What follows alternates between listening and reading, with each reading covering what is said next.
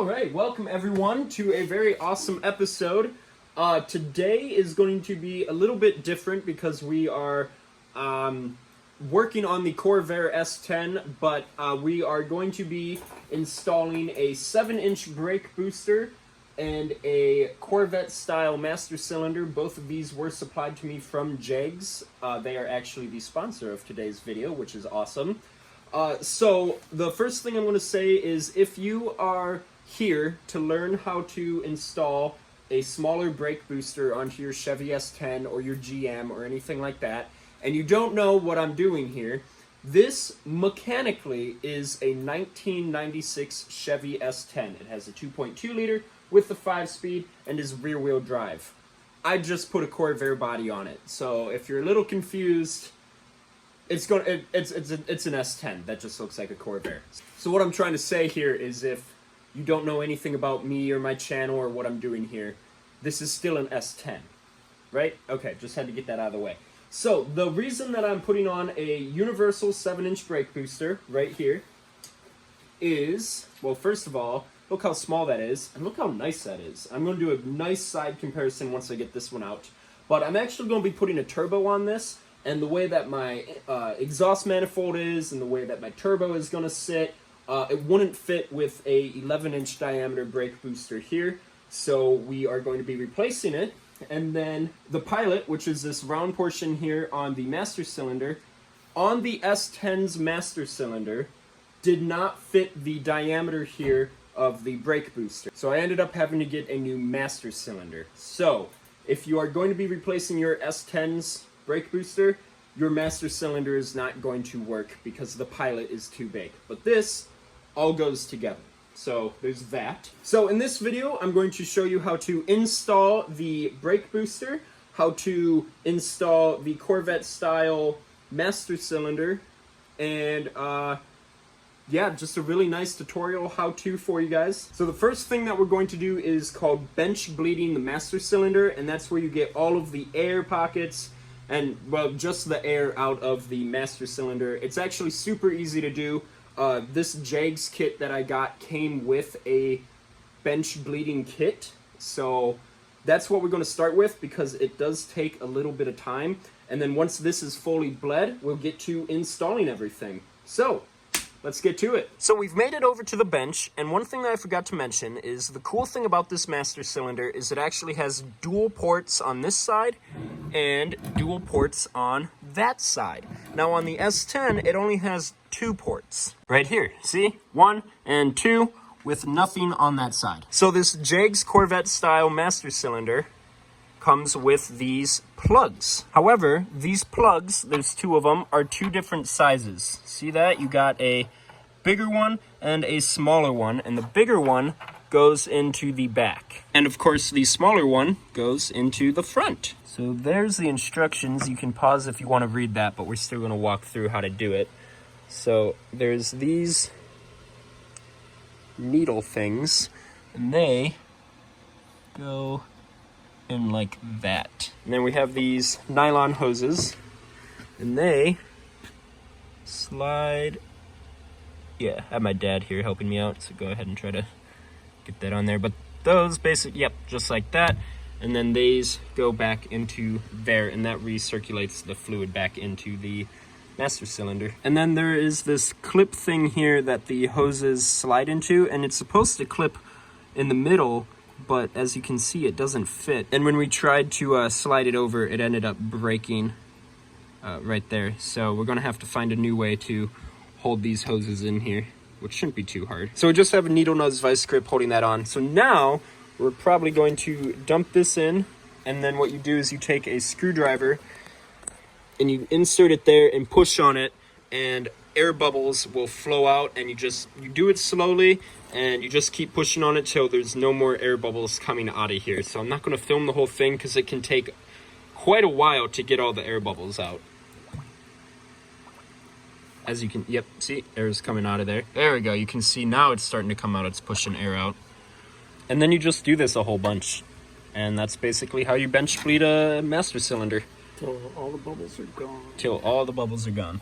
All right, so while my dad does that, the first thing that we're going to do on the car then is take out the S10 brake booster, and it's actually pretty simple. All right, so the first thing you're going to want to do is there is two 15mm nuts right here on either side of the master cylinder. So I have a 15mm deep well socket, and one thing that I did a week in advance was I sprayed down every bolt with PB Blaster penetrating oil.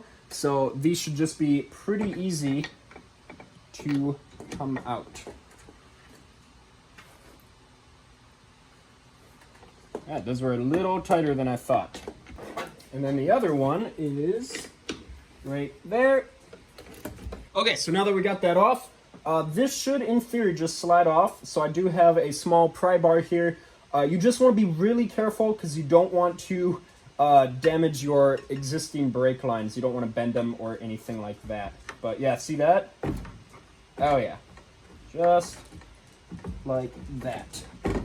All right, so that is what the inside of the brake booster there looks like. It's pretty dirty, but we'll get a better look at it once we have it fully out. So now we move to the inside of the car, and I apologize in advance. This is going to be pretty hard to show, but you basically have right there, you can see 3 of the bolts there that need to come out, and then there is one also up there. So like I said, it is a little hard to see, but again, all 4 of those are going to be 15mm nuts. So I'm going to get those out because it's just going to be really hard to film. So let me get those out, and then we'll look at it when it's out. Okay, that was not fun. Let me get this out of here, and then I'll kind of explain everything. Watch out for your master cylinder there. All right, let me show you what was going on back here. All right, so let me show you here first. Look at just how much room that opened up there in the back. Like that was taking up a lot of room. So before I show you that, let me show you one other thing. All right, this is the clip that holds there's a pin that goes through your brake pedal. I'm sorry, it's not focusing. That goes through your brake pedal, and you can see you slide it over that pin like that through the bigger hole, and then you slide it down, and it goes in that smaller one, and then right there, it locks over top of that pin. It's kind of hard to explain, but once you get underneath there and actually see it, you'll understand what I'm talking about.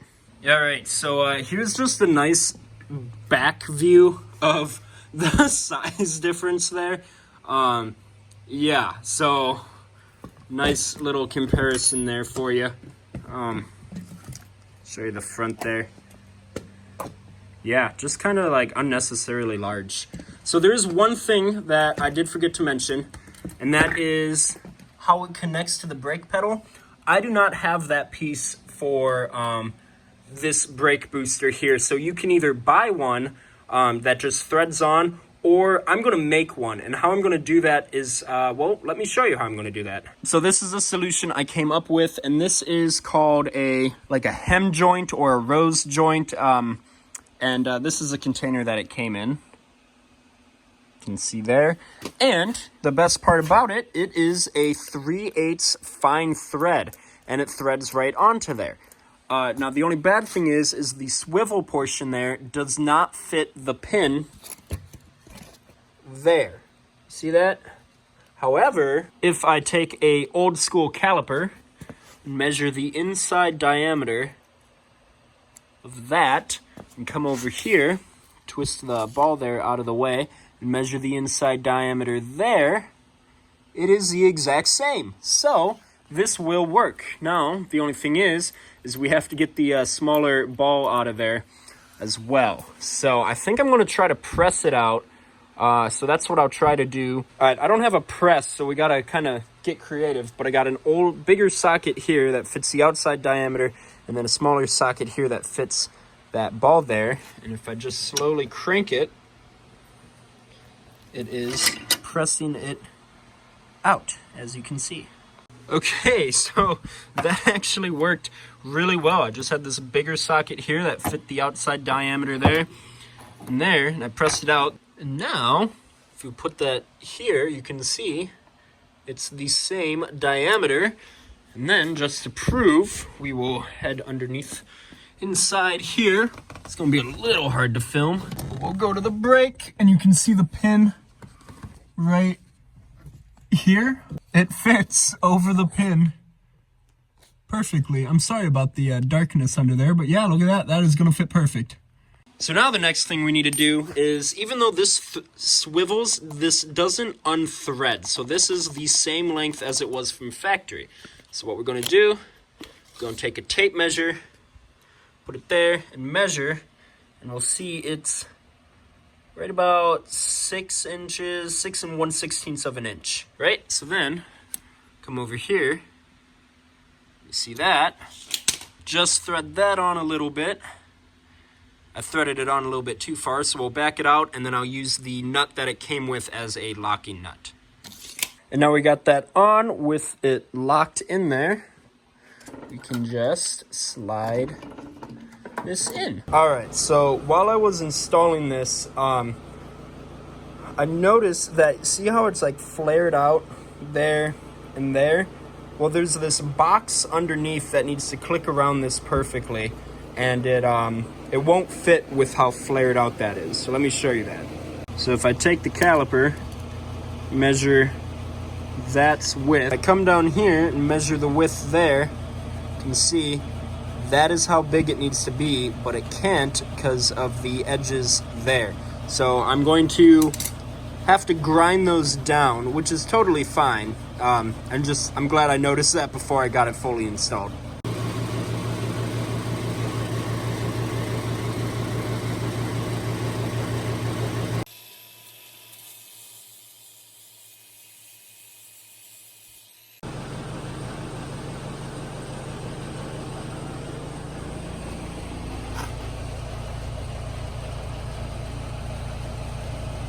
And then one other thing with this piece here, you see that I had to trim down the sides a little bit. That is for the brake light switch. It didn't fit all the way up in there, so that did have to get customized a little bit, but this will hold up just fine. So the piece that we customized here, it's going to be kind of hard to do one-handed. But just like that, it slides on there. So now we have this box here, and as you can see, there is a hole right there, and then on this side, it like slides over top of it. You see that? Let me get that installed, and then I'll show you what it looks like. There you go, that's what it's supposed to look like. Now we got to put the clip in, and this is what the clip looks like. You can see the bigger hole there, so you slide that over the pin and then lock it down. And this basically hugs the pin. So let me get that installed, and then I'll show you what it looks like. Just like that. I know it's a little hard to see, but you can see how it comes around and locks it into place.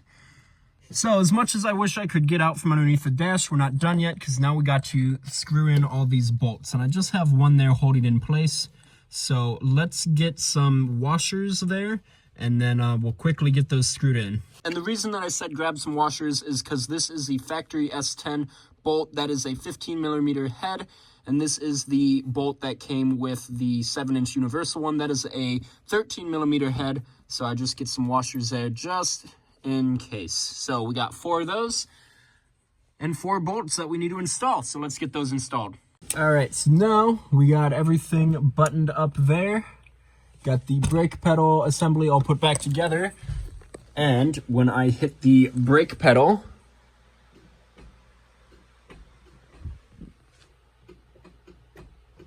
I don't know if you can hear that clicking, but the brake lights work just fine. So now we are all done underneath the dash. That was not fun. Now we come up here, and the first thing that we're going to do is re-hook up this vacuum line. Now, the vacuum line that came with the brake booster here is a little small, or I'm sorry, the brake booster adapter piece there. I took the old brake booster adapter here that came off the old one there. I'm just going to quickly switch those out, and that way that will work just fine there. All right, so now we're taking that off, and that is a 9/16 bolt head, and what are those called, like box wrenches? You really only want to use those for brake lines. Okay, guys, so we just ran into a huge roadblock. A really big problem. One that we did not see coming. So let me explain to you. All right, so this is the S10 master cylinder. This originally came with this truck. And right here, this fitting here is 9/16 thread, and here is 1/2" thread, okay? Keep that in mind. This is going to be a lot of numbers really quick. The front one here, the front reservoir, controls your back brakes. Your back reservoir controls your front brakes. I don't know whose idea that was. It wasn't mine. That's not what's important. What's important is that this is a 9/16 thread. This is a 1/2" thread. Now, if you look right here, we have a 9/16 and a 1/2". As you can see, those correlate right there. No problem at all, right? You following me? Good. Now for the dilemma. As you can see, we have the master cylinder here being bench bled. This is ready to go, except remember how I said front is 9/16, rear is 1/2". It's opposite on the Jag supplied Corvette style. The back one is 9/16 and the front one is 1/2". Those are switched. So that doesn't, we won't be able to install it as is. You understand what I'm saying? The fittings are switched. Now, you're probably saying, well, why don't you just switch the lines here? If this is 1/2" and this is 9/16 and then it'd be switched, why don't you just bend this one over here and this one over here? Well, you can't do that because of how it's set up with the front brakes and back brakes. You can't switch them, you know? So that is a huge problem, that the fittings are reversed. Now, one solution there is you can get just normal, regular brake line, buy the fittings that you need, and then get a flare tool and flare those on to where you need it to be. And that is a very reasonable option. We just don't have that tool at our ready, and everyone who said just buy one of those cheap $13 ones and like screw it on, those are like really hard to use and they don't always work. So we came up with another solution, and that is we bought brake line, bought an adapter, and I will go over all of the adapters. So we have an adapter here, we have this piece here that goes into this piece that goes into that piece. That's for one of them, and then we had to buy adapters and adapters in order to get all of this to work. So yeah, that is quite a big problem.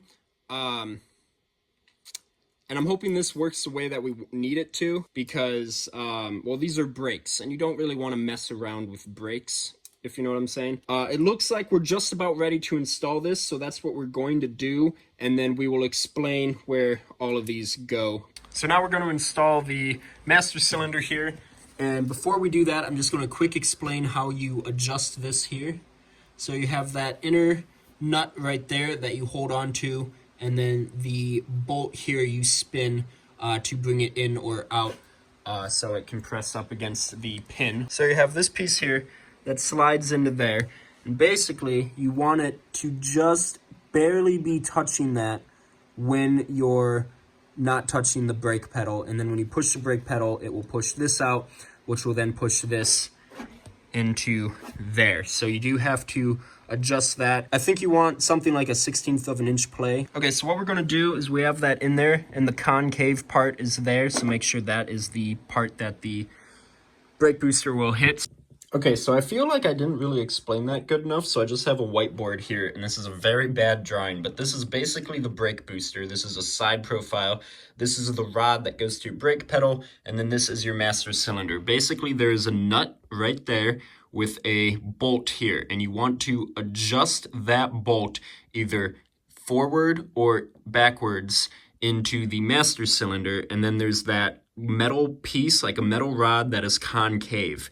And you want the nut portion to be within about a 1/16 of an inch of the concave portion here.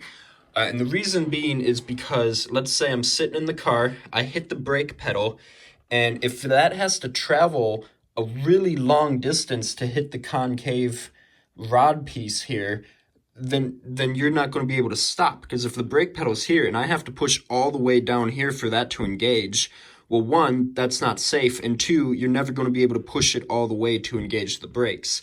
Now, you also don't want this pressing up against this as you install it, because then your brakes will always be engaged and you're going to wear out your brakes, and that's also not safe. So I hope I kind of explained that. One thing you can do is you can take like a really small clump of like clay, like modeling clay, and you can put it at the end of the bolt on the brake booster, hit the pedal, and see if it transfers over to that.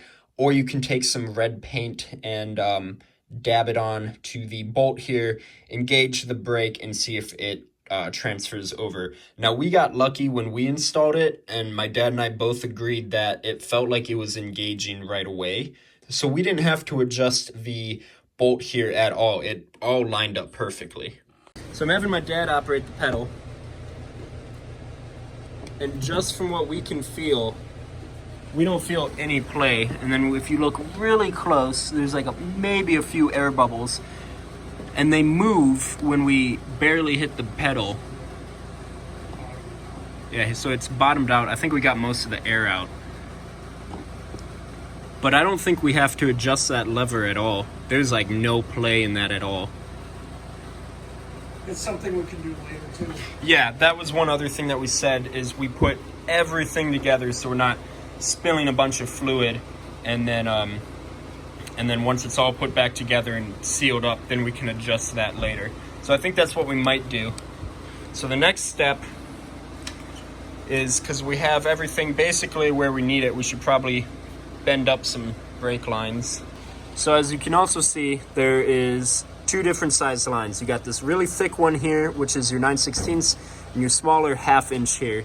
And that is because you can also see right there is your thicker line. That goes into the back and splits off, where here it splits into two for your front brakes. And that's why that's a smaller line. So we have the smaller line here that is going into the 9/16. So we're gonna bend that one up first. So we have the front brake line all done up, and the brake line here is 3/8 thread, and going into so it's female 3/8 to a male 9/16, and then the one that goes into the ABS is female 3/8 to a male 1/2 inch. Was that? Yeah, 1/2 inch. And then, as you can see, it just goes there and then goes there. Okay, so then the big brake line here, that is the rear brakes. The fitting here is a 7/16, so the fitting there is a female 7/16 to male 3/8, and then the fitting installed there is a female 3/8 to a male, that should be 9/16 there. And then for there, because that is a 7/16 on that end, this is a female 7/16 and a male 1/2 inch. Yeah, that will go into there. So we got everything hooked up. Nothing is leaking from here.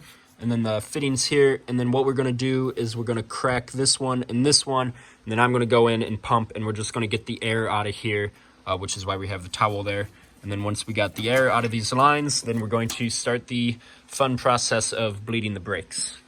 Okay, so we just got done basically bleeding just these lines, and it kept like a small leak would maybe appear here or maybe here, so we really had to tighten these down, all of these. So we think we got it because we cleaned them all up with some carbon choke cleaner and then sprayed them off with some air, and then when I would push on the pedal, we didn't see anything leaking, so we think we got everything. We're good to go there. So now we got the back end of the car, or S10, I guess, whatever you want to call it, lifted up so we can get to the brake bleeders there. So I'm not going to film this part because everyone knows how to bleed brakes, and it's just nothing to film. So we'll bleed the brakes, and we'll be back when we're done with that. And just like that, everything's installed. We bled the brakes.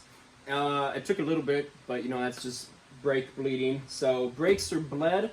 We're ready to go there. It is pretty late. It's I guess it's not too late. It's about 6:30, but it's dark and I don't want to go for a test drive. But the brakes work, so yeah, we're good to go. The biggest takeaway from this video, and this is no one's fault because when I did some independent research on Corvette style brake boosters, again, keep in mind this is a 1/2 inch fitting and this is a 9/16, where on the S10 it's switched. The front is a 9/16 and the back is a 1/2 inch.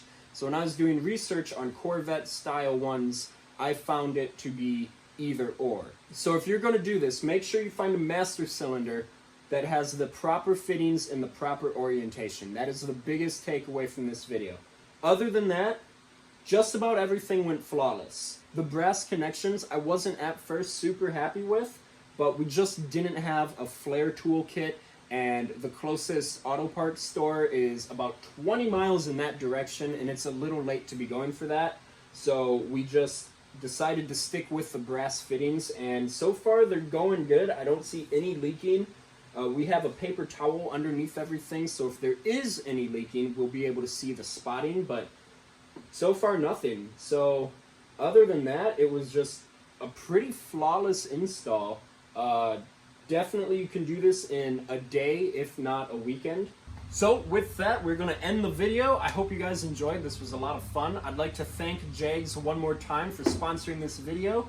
If you are interested in the 7-inch universal brake booster or the Corvette style master cylinder, I will be linking both of those down below in the description. If you are interested in how I put a 1969 Chevy Corvair on top of a 1996 Chevy S10, I have the full build being documented on my YouTube channel right now. So with that, we're going to end the video. Please like, comment, and subscribe if you liked the video.